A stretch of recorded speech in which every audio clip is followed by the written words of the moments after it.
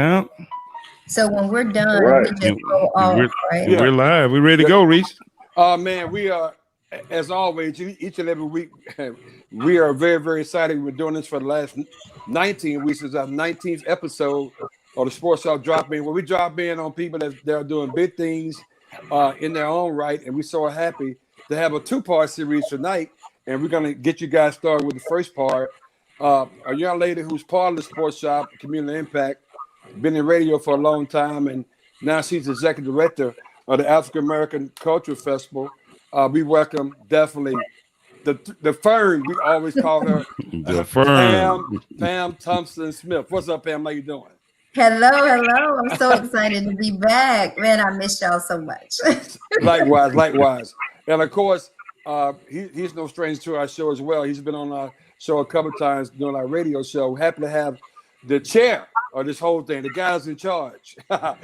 Welcome, Grady. Bussey. Hey, I appreciate you guys, man. Appreciate the love. Oh man, always. And of course, Jasmine's taking tennis lessons, so she opted out. She won't be here tonight. But of course, we got our usual suspects: myself, K Mac, and Chucky Brown. So let's just jump right into it. Hey guys, you know this is a unprecedented times for a lot of people, all of us actually in the world, and we still got to keep on keeping on, just like we do our radio show each and every day. But the American Culture Festival is an event that African American Culture Festival is an event that attracts a lot of people in person, and you get that vibe. You kind of get, I call it, it's like a reunion of sorts for African Americans. How you guys dwelling in this new world that we're in, Pam? Wow. Well, it's exciting right now because we decided, I guess, around March when all of this happened, we were in the midst of planning the festival. So we had hired a full staff. We were ready to reemerge and go to another level with the 11th annual festival. So, and then COVID-19 happened, and it's like, what do we do?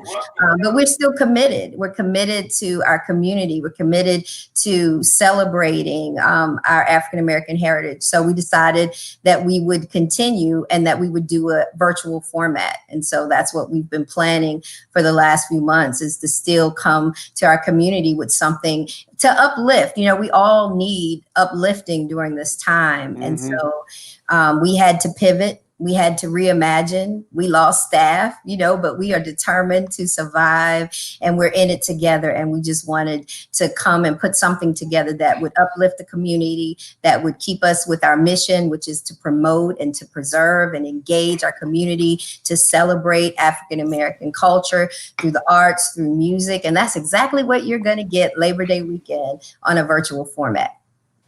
So Gary, when you guys were putting this together, Grady, excuse me, what are some of the challenges that you guys had in front of you?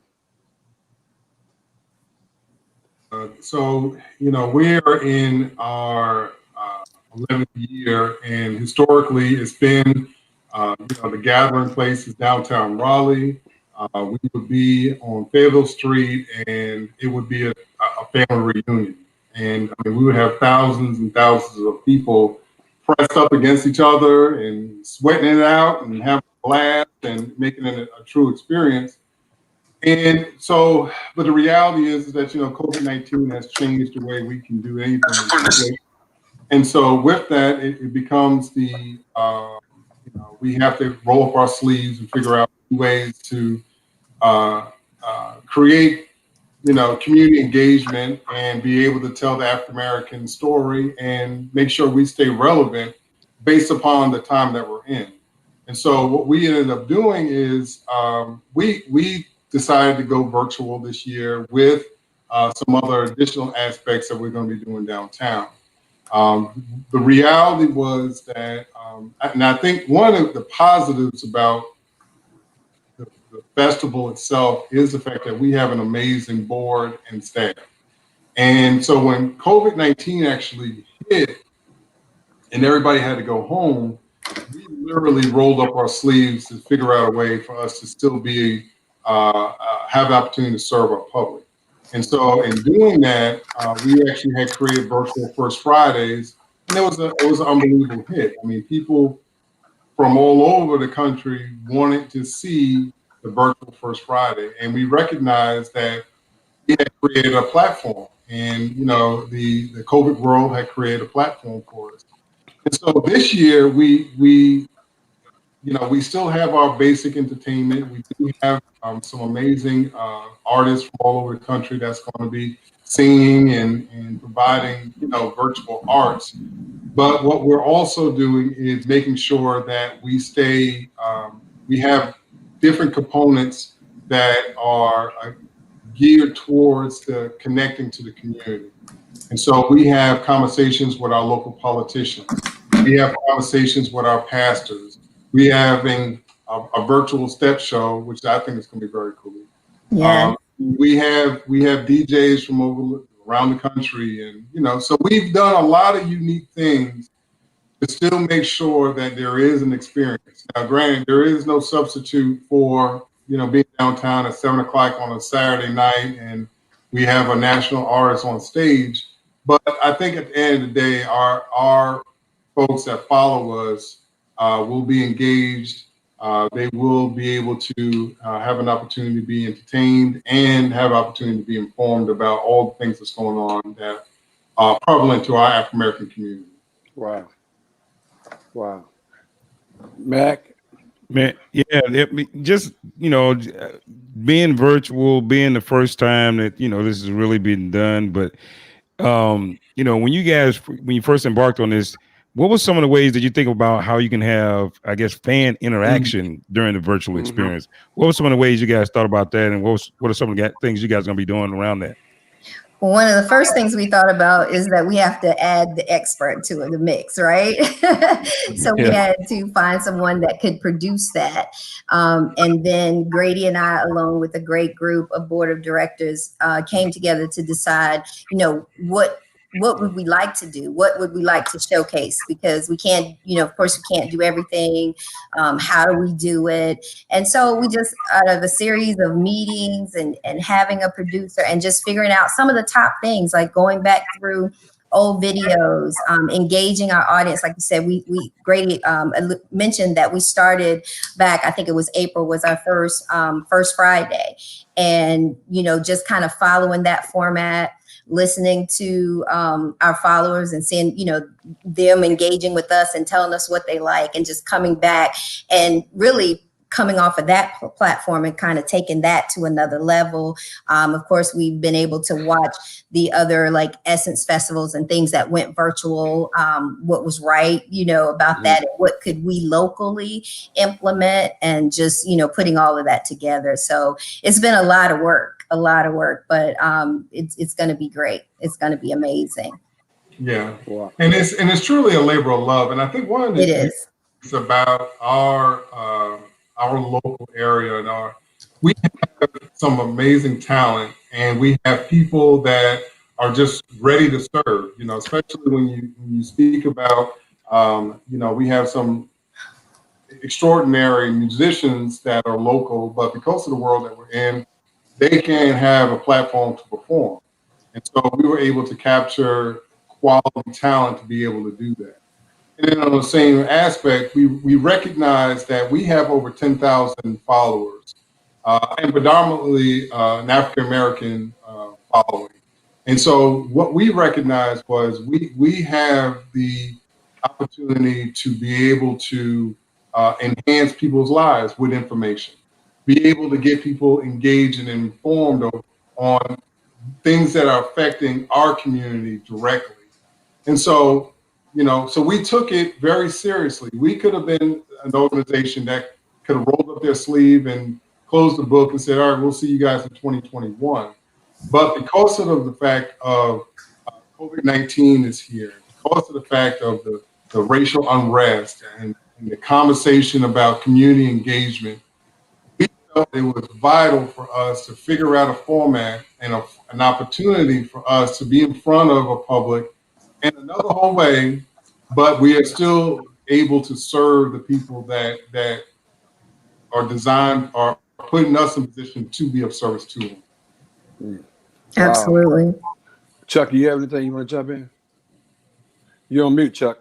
But I just want to applaud everyone for what they're doing, because Like I'm just listening and to hear the firm say how they figured out different ways to do things. To hear both people say how they figured out a way to do things, because a lot of people have used this COVID-19 thing as an excuse not to do anything. You know what I'm saying? Not to tackle things. So the fact that that they have figured out different ways to address problems that we have in our communities and stuff like that. I think they both deserve very, very much applause.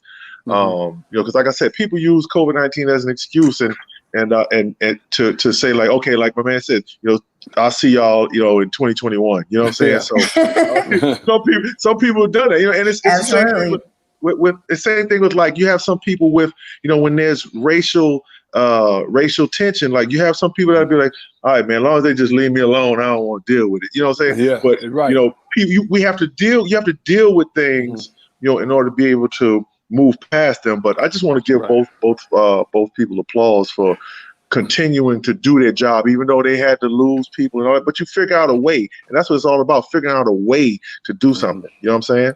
Absolutely. And it was hard because I came on in like February as executive director, and we had a full staff and was looking, was really excited about the fundraising aspects of the festival. I mean, it's a festival, but we needed to survive and to be able to do the things that we do for the community. We have to have funding. And so when COVID hit and we had to, dismantle that particular staff, you no longer needed the staff, and it was just me, and then the board of directors decided that, we're committed to doing this. We're in this together, united with the arts. And that was another reason for the platform for Virtual Fridays, to give our artists in the community an opportunity to be out there so people could see them and maybe they could cash app them, just helping each other. And so that was a big part of the Virtual First Friday. And it would have been, as I'm sure the chair would sit there and say, a lot easier. We could have just said, see you in 2021. Do we have enough money to keep the doors open at least to December? That would have been the easy way out. So we have really working hard to not only, to survive. So, being real, we have to survive. And we're using those survival funds to produce this event for the community. So we're just in this with everybody else, and not we don't want to just survive. We want to thrive, and we want to come back even better next year in 2021. And I think the efforts that we put together right now is really going to take us to another level, because when we come back, Mr. Chair, in 2021, not only will we be able to have prayerfully an outdoor festival, but now we know how to do it virtual and outdoor. We got it all now. It's a whole nother level. I was just about to say that. We're growing and we're pivoting. Definitely a resume writer. A lot of people, of course, you guys have your own organization, but a lot of people don't realize that the city of Raleigh is kind of hand in hand in step with you guys. Talk about that relationship, if you will. So it's amazing. I think a lot of times people really take the city of Raleigh for granted, and we have extraordinary staff in the city that's sincere about making sure that the public has opportunity to be entertained and be informed. And so we work diligently with the Raleigh Arts Council, the Raleigh Arts Commission, and they're the ones that not only assist in funding the festival. I mean, we still have to raise a lot of money, and Pam is amazing with that. They're the ones that go back to the public and say, you know what, there is value in our festival. And because of the fact that we've been around so long and we've had such a positive rate of return, it's easier, but it's not easier. And we have to do a whole lot of work to make sure that we stay relevant over the years. The other reality is that this year we've partnered in years past with Art Explosion of Raleigh, and basically, they have done programming with us in the years past, but this year we're actually doing a community mural. So we're going to be downtown. So I don't know if you remember, but back in May when the riots happened, the epicenter of what everybody paid attention to was the CVS building on. I remember that. Yep, on the corner of Fayetteville Street and Hargett Street. That was where the epicenter. Everybody was there. This is where all the fires and all the looting and everything like that. And what we recognized was, so after everything's said and done, people wanted to be able to figure out new ways for us to be engaging into our community. And so the conversation started coming up about creating a mural and having the community come out, and we would have an artistic design and people would participate. And we wanted to find a place where we can have that type of engagement.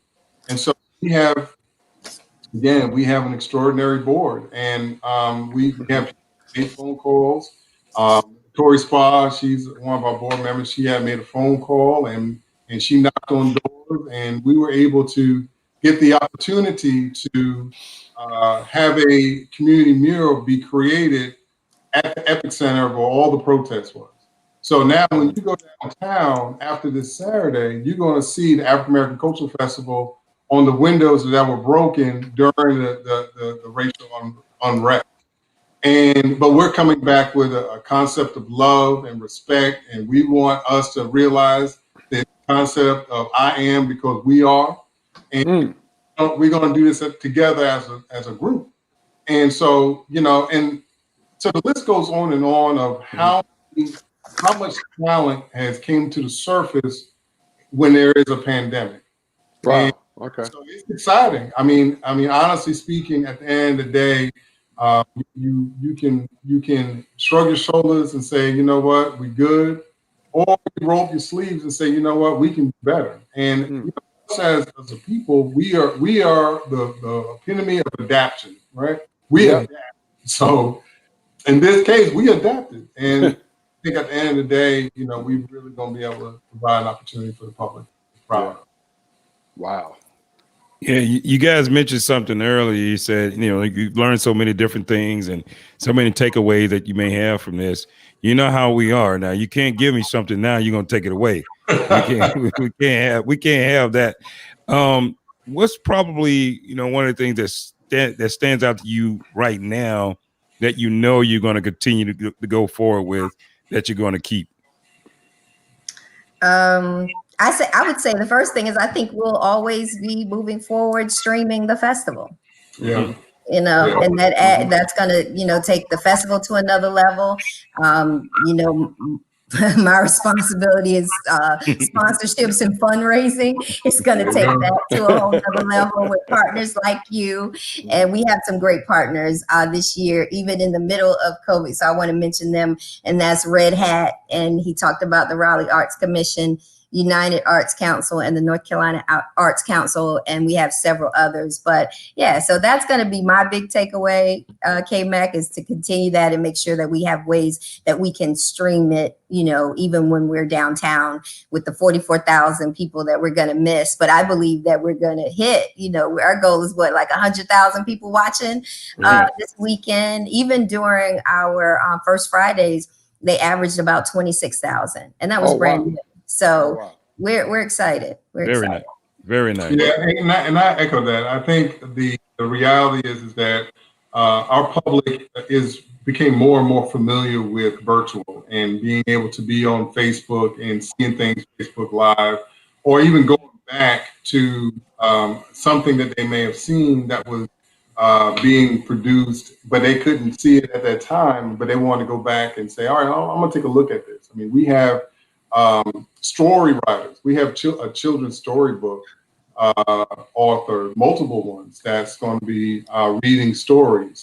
And so, a parent may not be available at that time, it goes off, but they'll have the ability to go back and say, hey, let me read this story with my child at a later time.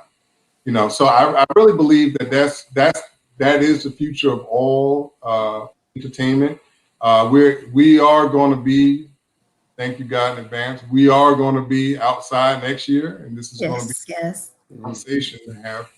But I really am a believer that this is, the concept of us having dialogue like this is not going to go away. Okay, I only got a couple minutes left, guys. So a couple of things I want to do real quick and touch on, given where we are in this country right now. What are some things you guys got planned to address some of those things we're involved in, like social, injustice and things of that nature? And last but not least, kind of tell us where we need to go to be involved to view things, and if there's a level of support you guys need, let us know that as well. Okay. We have some great panels that we're going to feature that I think will help our audience as we move forward for the rest of the year. One we have is called the Black Leadership Roundtable. So we have that's a community discussion led by Yolanda Taylor, and we have some really great people on that panel. We have Raleigh City Council members, Stormy Forte, Corey Branch, we have Commissioner Jessica Holmes, and we have from the governor's office, Director Jeremy Collins. So you're going to get some really great information off that panel. We have another panel discussion called Fix Your Crown, Detangling the Complexities of Black Hair. And so we have some really great people on that panel, facilitated by the wonderful Sandra Du Bois. So we've got some great stuff. We're going to do panel discussions around the pandemic and really want to come up with action items. What do we do? Because we're falling into the pandemic, meaning fall is coming and the weather's ready to change. It's flu season. What do we do? So we plan to, talk about all those things this weekend. Yeah. And how can people, we all want to be engaged. So where do we go to be engaged this weekend? And give us the dates again as well, by the way. Hey, I'm going to take it away. Okay, so the dates is this weekend. So we're starting actually on Friday, the 4th, September 4th, and more to come on a light show that we're going to do with the city of Raleigh. And then on Saturday, the 5th, and Sunday, the 6th. And so for all the information, please get connected or stay connected to our Facebook page. You can also go to our website if you want to get more information on that. And we're going to be streaming live beginning Saturday at 12 o'clock on our Facebook page and our YouTube channel. Wow. And that's incredible. I'm echoing what Chucky said. Congratulations in advance to you guys. In the midst of all this confusion and uncertainty, you guys made this happen. I think it's perfect timing because we need something. We need something to hold on to aspire to. So congratulations. You guys got anything, Matt? Great job, guys. Yeah. Great. No, congratulations. I echo the same things. I'm just pleased to see you figured out how to do things a little differently, keep people engaged, and keep doing things and keep, thinking outside the box. And I think it's just going to get even bigger and better.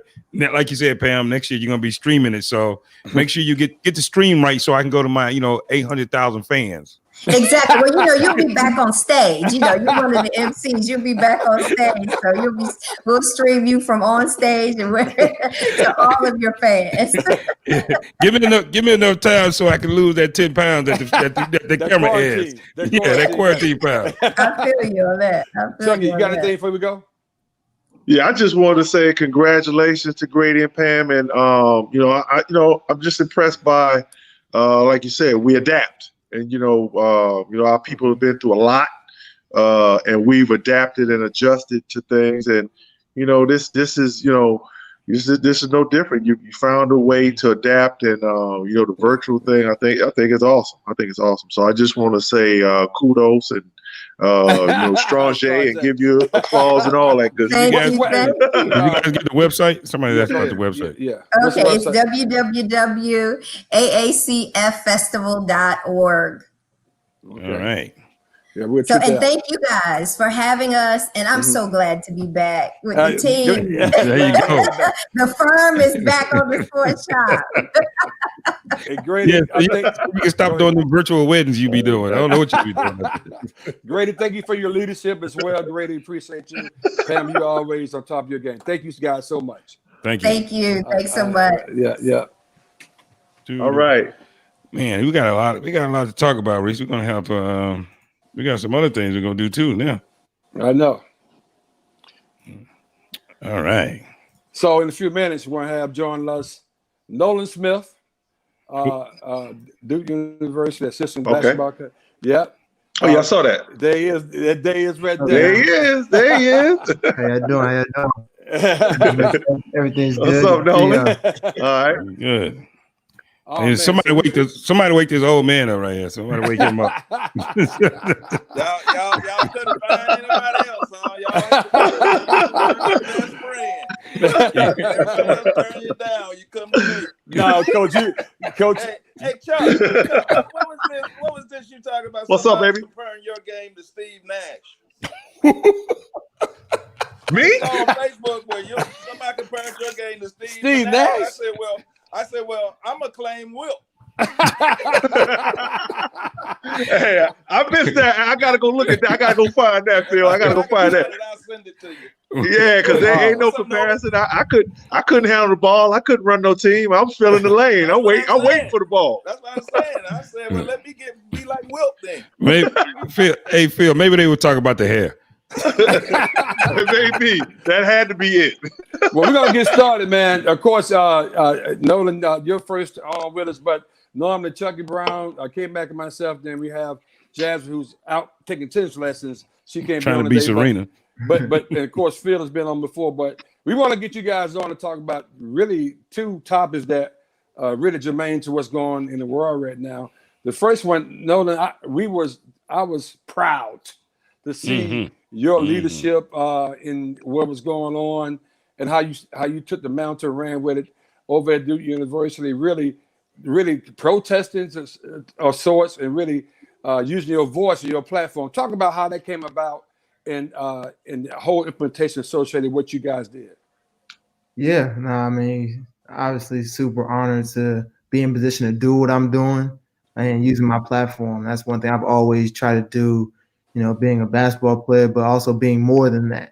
I realize I'm fortunate enough to have this platform, and the way I look at it, if you have one and you don't use it, I look at you sideways. that's just me. Especially us as Black men, we definitely have to use it because we have a voice. We have a voice that people will listen to, and then if they don't listen, they're gonna at least act like they listen. They're gonna at least act. So when I seen Jacob get shot in his back 7 times, that was like the last straw. And obviously we know it's not gonna stop, but I knew right then and there that my players needed me. And immediately I started texting them like, man, how y'all feeling? Like, y'all keep seeing these videos. How are y'all feeling? They're like, man, we're messed up. And Coach K has done a good job of having open communication with our players. But as a whole, as an athletic program, it's been okay. Obviously when we went back to work, everybody's focused on their individual sports. They're focused on, are we gonna have a season? They're focused on COVID. Okay, but let's not forget about the other pandemic that's been going on for over 400 years. Let's not forget about that one. So that's where I was sitting up here in my man cave just thinking. I was like, man, we got to do something. We got to bring this to light. And especially, like I said, my bro, I can't change the world, but I can change where I'm at, and I can change Duke in some form or fashion. So that was my mission. That was my goal. And honestly, I'm proud because the response to it has been amazing. I mean, I've had all these coaches hit me like, hey, what can I do next to better understand what my players are going through? What can I do to better educate myself? And that's the main objective. That's the first objective, is just educating these people on what they don't understand. They are privileged. They are white and they sit in their bubbles and they think everything's okay. But nah, if you look at your Black athletes and ask yourself, are they okay? Nah, because at the end of the day, we're all Black men, and any of us could get shot by a cop. All of us get racially profiled. We're all a product of this system that sets us back. Right. All are. I mean, fortunate enough, all of us that were able to play basketball, we were looked at a little different. We looked at a little different because we played basketball. Right. They treated us a little nicer. Yeah, just a little bit. A little nicer. As long as it's not dark, you're just a little bit nicer. Look, I know Phil when he goes over to UNC. I mean, we know they got some fans over there, a little funny acting, but they probably treat Phil real nice. There's a lot of great stuff over there. That's right. Same thing for me. Like that's the reality of it, and that's what we're letting these people know, that we can't sit in silence no more. No, we watched it. We talked about it on the show the next day. Talk about how it came about. You talked about how you felt and how you reached out immediately to some of the players, but talk about how it came about, because it looked so organic that it just became, that's why it looked so authentic when we were all watching and just listening to the comments. But talk about how it came about, and how many people want to join in, and just kind of how it was structured a little bit. Yep. So it's crazy. It started out when I was planning it. I reached out to one of our student managers, Elijah Williams, and I said, "Look, we need to get together. We need to protest.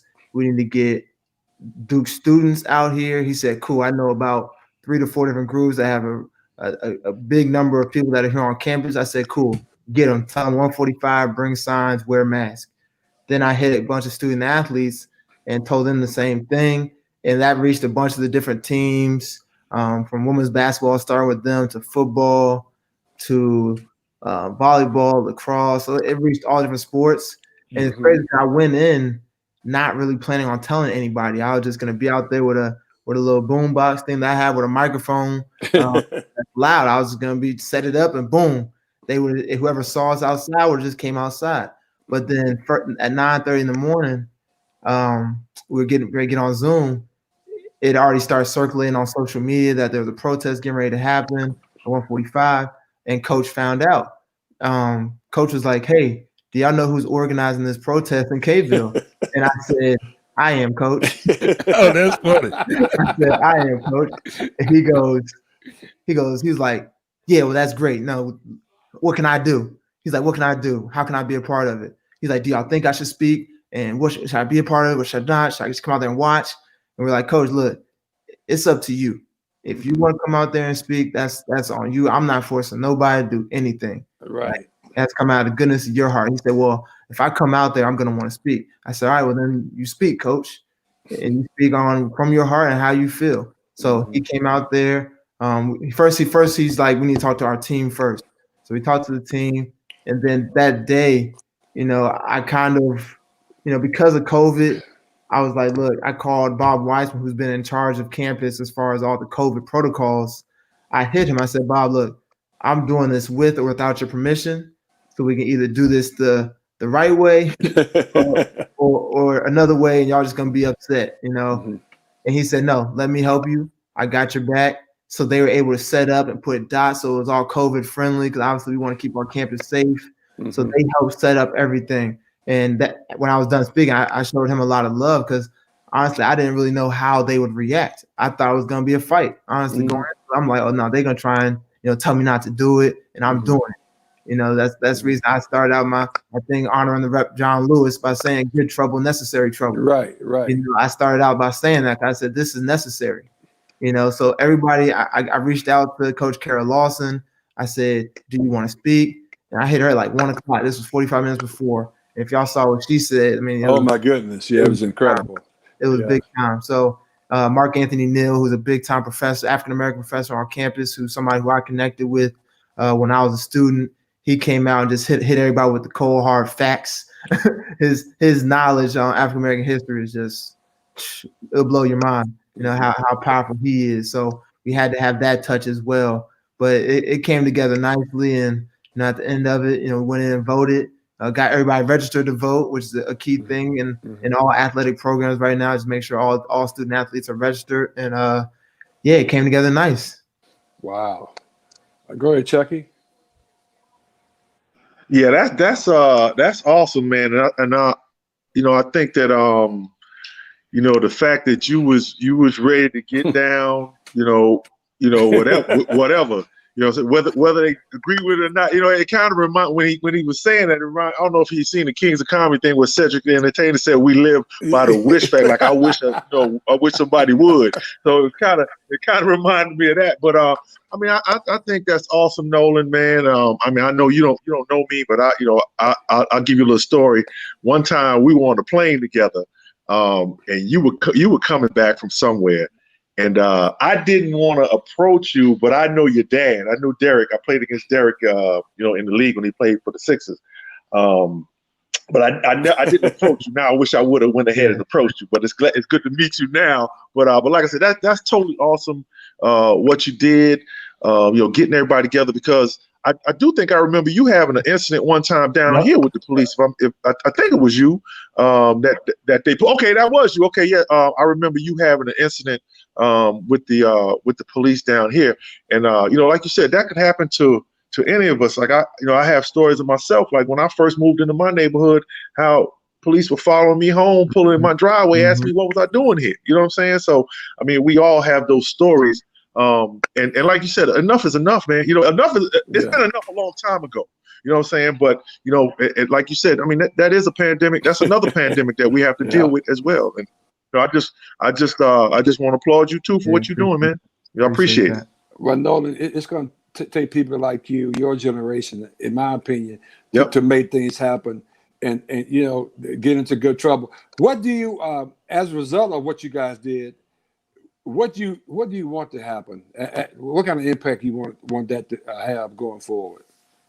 Across the board, just at Duke, like I said, that's like my main focus. And obviously I'm in the community of Durham as well. I've worked with the mayor, talking with Chief Davis and Sheriff Burkhead. So also trying to fix the community as well, just to make sure the community policing is taken to a much higher level and how we're treating our Black community. So I keep my foot on the gas as far as when it comes to the change there. And obviously voting is the first and biggest step we can do to fix that.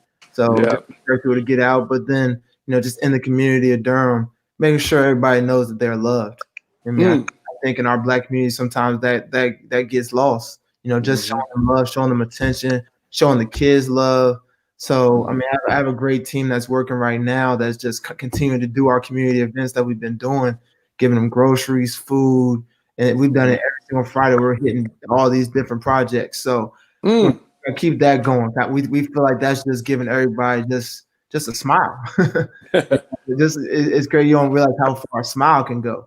We're giving them a smile, and I think that's showing them that they're cared about. So that's one thing for the community. And then as far as Duke, when it came to Duke, it was really just me looking at the student athletes, knowing that they need a voice, they needed a leader, and they needed some to wake people up. They needed to wake people up. So I mean, just immediately, our psychologist, campus student athlete psychologist, hit me right away. It was like, man, what can I do to help? Like, how can I talk to the Black students, at Duke and help understand them and help get into their minds? I said, oh, that's good. That's a great step. So the fact that they listened at the protest shows me that's a step in the right direction. And then bigger picture, I mean, I'll give you all a glimpse at Duke athletics. And there's about 306 employees. There's 33 African Americans. That right there needs to change. And that's something that I'm looking to apply pressure on. Just, how are we hiring? Where are we hiring from? Wow. What are we looking at when we're hiring? I mean, we have Central right here with a lot of qualified Black students. Could easily come get a job at Duke when they're finished at Central. Are we looking at that? What minority programs do we have to get people inside the doors? I have a long list of things that I want to accomplish. I want to accomplish. And I think I have their ear. Dr. White is a great AD, but now's the time for them to really get uncomfortable. We've been uncomfortable for a long time, so we got to keep these conversations going and hope to see more Black and minorities within Duke's walls. Man, that's heavy up, brother. Came back, Chuck. You guys got anything else for this guy? Because he's unbelievable.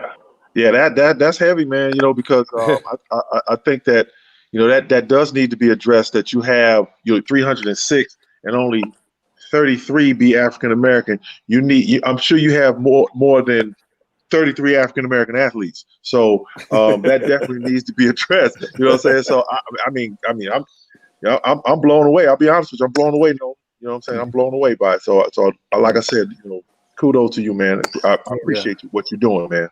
Right. Appreciate you. Mac, you got anything before we let Nolan bounce? K-Mac must say he faded out a little bit.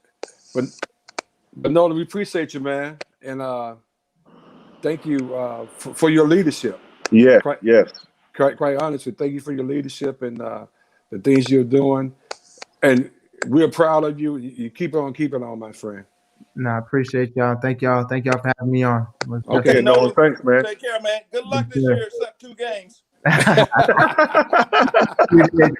Hey, there ain't gonna be no fans. It's gonna be weird. Yeah. All right, y'all. All right, take care, Nolan. So we're gonna pivot real quickly. K-Mac must have disappeared. I don't know where K-Mac went, but we just looking at Chucky right now. But we got Phil. Can you hear us? Okay. Yeah, I'm good. All right.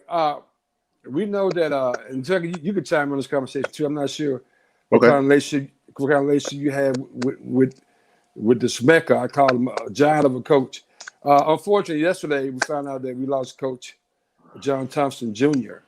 And Phil, I know we talk. I mean, I've known you for 30 years, and almost every other week something comes up by Coach Thompson. So talk about, first of all, how you knew him, and interesting things about Coach Thompson.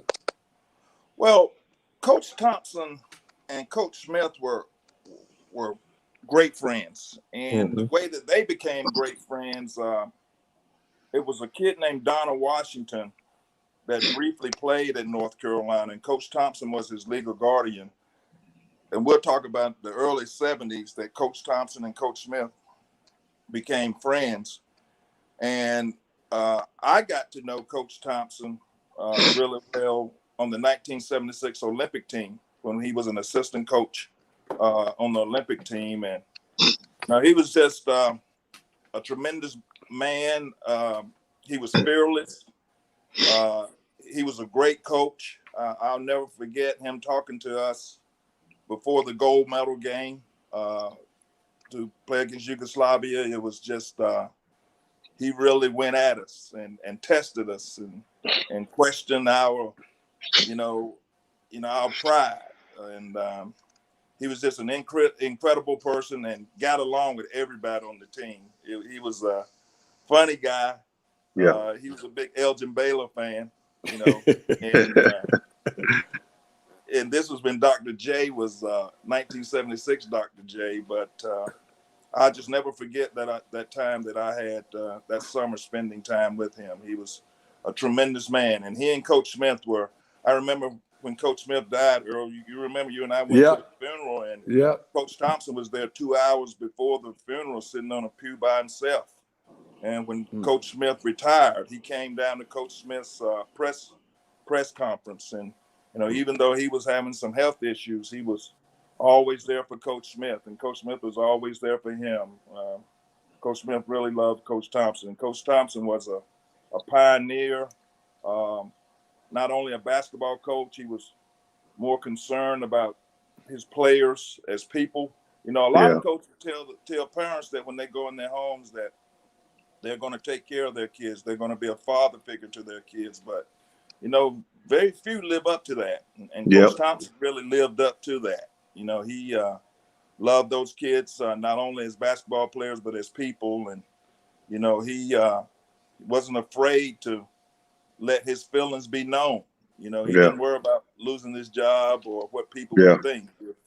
It's kind of like Coach Smith. If it was right and he knew he was right, he would go for it. And you have to admire him for that, because, he was really a minority in coaching. When he first started. Wow. It's funny. A lot of people, they don't see it. They don't get the fact when you see Coach Thompson, this mammoth of a man, and being and his voice very dominating. Then you see Coach Smith. People is trying to put those two together and say, almost to the point, ask the question, how can they be good friends? You know what I'm saying? It's like, talk about that. You know, it's a lot of ways to get to the end, you know, Mm-hmm. to the end route. You know, like people, there's more than one way to skin a cat. Yep. But when you have the same end goal, you know, I think that's kind of a commonality between two people. And that was Coach Smith. You know, Coach Smith was really concerned about education, about getting a degree, about being a good person, you know, loyalty, sticking together. And all of those were things that Coach Thompson was all about too. Yeah. And, you know, when Coach Thompson and Coach Smith first met, it's just one of those things that they clicked. And, you know, I think Coach Smith was really instrumental in Coach Thompson getting the job at Georgetown, because he was coaching high school when he met him, when he was recruiting Donald Washington. I think, you know, Chucky may know more, but I think he was coaching at St. Anthony's High School, I think was the name of it. But anyway, and when he became the head coach at Georgetown was nothing, man. I think they won like 2 basketball games or something crazy. And for him to turn that program into a powerhouse, because if you remember, man, in the 80s and the 90s, Georgetown was great. You know, I'm not saying they aren't great now, but you know, they were a squad that everybody around the world knew about. Right. Phil, you know, you were just mentioning that. It made me think about, you know, we had a conversation earlier today on the show, and people have been talking about it. Coach Thompson would always, like you just talked about the program he had, but he would still kind of reach out to kids that probably didn't get a shot, or that weren't highly recruited, or may have been highly recruited, but maybe thought to be problems, or they may not be a good fit. But Coach Thompson would always say, "Well, I want him over here. I want him to be a part of my family," and provided that kind of structure. Talk about what it took for Coach Thompson to be that type of mentor and coach and recruiter. Well, I think he understood a lot of problems in the African-American community that kids go through, you know, and I think he was able to relate to certain kids that some people weren't able to relate to. You know, there were some schools that probably wouldn't recruit some of the kids that Coach Thompson had. Right. And Coach Thompson may not have tried to recruit some kids that went to another school. But the fact that he was able to relate to certain kids and show them the way, the education, being a good person, being proud of yourself, you know, I think he was able to relate to a lot of kids that a lot of coaches probably couldn't relate to. And he cared for those kids and understood what they were going through and was able to help them through certain tough times in their lives. Wow. Go ahead, Chucky. Yeah, I first met Coach Thompson. It was in '88 at the Olympic trials. We were there, and I mean, I spent a few weeks there with them at the Olympic trials, and I mean, he was a tough dude. You know what I'm saying? Like the practices were hard and grueling. Weak-minded, that's the wrong man. I'm telling you. Right. So, and like I remember Alonzo Mourning might have been coming out of high school then, and he was at the trials. And I just remember the battles, that we had in the practices. And then later, after we played Georgetown, just like we played them in the NCAA tournament, the Sweet 16, and I remember going to take the ball out, and he was standing on the sideline, and he was like, "Yeah, we're gonna W today, buddy." And I was just like, "Huh?" I wasn't expecting to say that to me. Yeah, we're gonna W today, buddy. So I mean, he was just just a gentle guy, and like me and a friend of mine was just talking today about how. And like Phil talked about those Georgetown teams.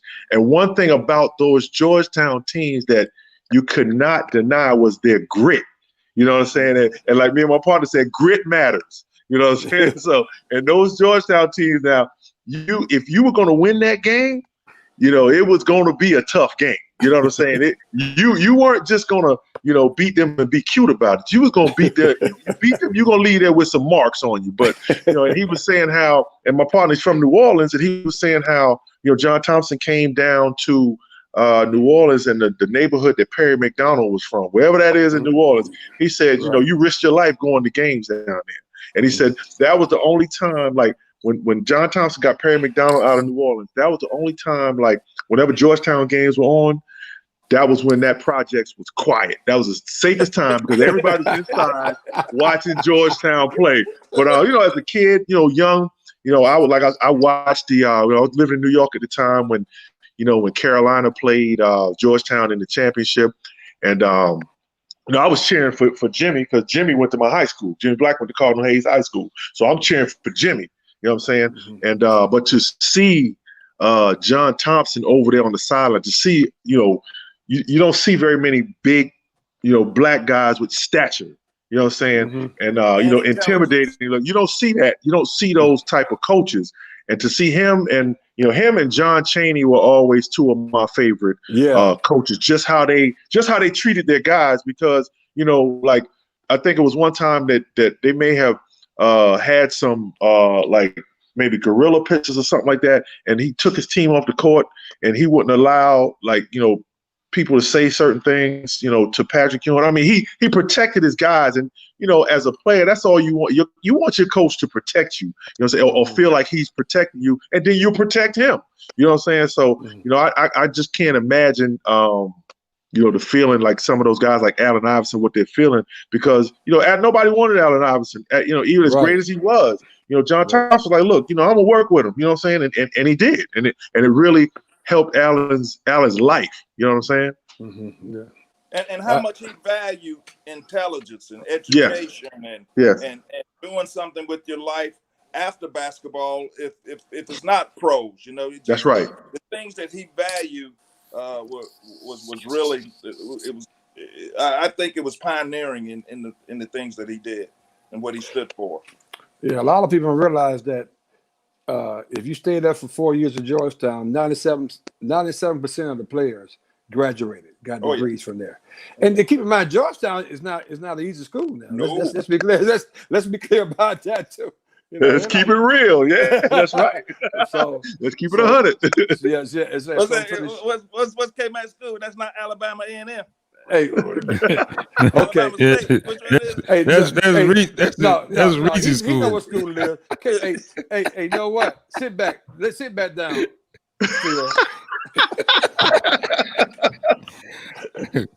I'll tell you what, though. I'm glad whoever helped you with your Zoom just figured out how to turn the light on so we can see you. No, Phil, this is the same thing we said the first week we did this. Y'all upgraded a little bit. Oh my goodness! No, that was Gene Banks that couldn't figure out how to work his iPad. Oh, okay. That's right. It definitely walked. Oh man, hey Phil, I got one last question for me, man. I just want to, I don't know if you remember that time we were in Atlanta and and Nolan. Yeah, Nolan Richardson. Nolan Richardson and Big John Thompson, everybody sitting around, and I'm thinking to myself, man, these guys he talk a lot of trash. I was intimidated. Intimidated. It was just that, like I was saying, he was a big Elgin Baylor fan, and we would have some discussions that summer about Elgin Baylor and Dr. J, and he never let me forget it. I'm gonna say, well, apparently he has never forgotten. He saw you. He jumped, stood up, man. Even though I ain't know what was going to happen down there in the lab. I said, I'm about to get my ass with my 2 Hall of Famers. What is going on? And they're old too. They can still with you, but I said, this is not good. This is not good at all. My man. Man, that's good stuff. But no, we just want to get you on to reflect. I know you had some time with him, and it's funny. I didn't know this. I think I told a couple people this. This is a tribute to you and Coach Smith. Rashid told me that hands down he was going to Georgetown because of John Thompson and Patrick Ewing. He said, "Man, I just love that team. But a lot of people don't realize, I knew this because you told me at the barbershop. Now you told me this in New Orleans. A lot of people don't realize this, that Rashid said Carolina had won the championship on that Tuesday, on that Monday night. So he goes out playing basketball Tuesday afternoon, just hanging out. He comes back home. This Tuesday now, the day after they won the championship, Carolina. He comes back home and walks in the living room and see a white guy in his living room and a real dark guy sitting next to him. Well, I can't remember, Earl. I'm not sure if it was the day after or 2 days after. Okay, well, I know it was the very next time that we could be out recruiting. Well, let me put it this way. Yeah. Rashid said it was right after you guys won the championship. Oh, and yeah. When he walked in that living room and looked in there and saw you and Coach Smith sitting there talking to his mom, he said right there, he said, wait a minute.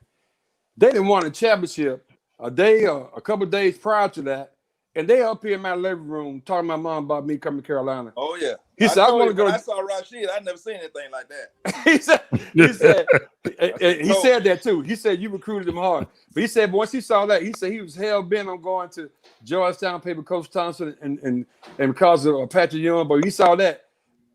That made his mind up right then and there that he was going to Carolina. Yeah, we really wanted him. He was one of those key ones, boy. That thing is different. He's a keeper. Yeah, that thing is different, boy. I know, man. Go. Well, as we think about Coach Thompson, and you said, all you guys have said it really, we lost a good one, man. And, his protests, when it wasn't popular with Prop 48 and Prop 42 and all that. Oh, yeah. It wasn't even fashionable then. People were like, what's he doing? But he didn't think it was fair. Yeah. Right. So, and you want somebody to stand up for you for something like that, man. That's right. And play for something like that. So, but no, man, we appreciate you coming on, hanging out with us, Coach. I know you always say yes, and we don't take that lightly, seriously. We really appreciate it, man. I couldn't find anybody else. That's no, man. We had to add. He'll call me. He probably called about 20 other dudes. Oh well, I guess I call Phil. Yeah. Look, somebody be sure to say, "Hey, somebody wake Phil up. See if we get him on. Somebody wake Phil up. See if we can get him on." No, we appreciate it, man. Chucky, you got anything else before we go?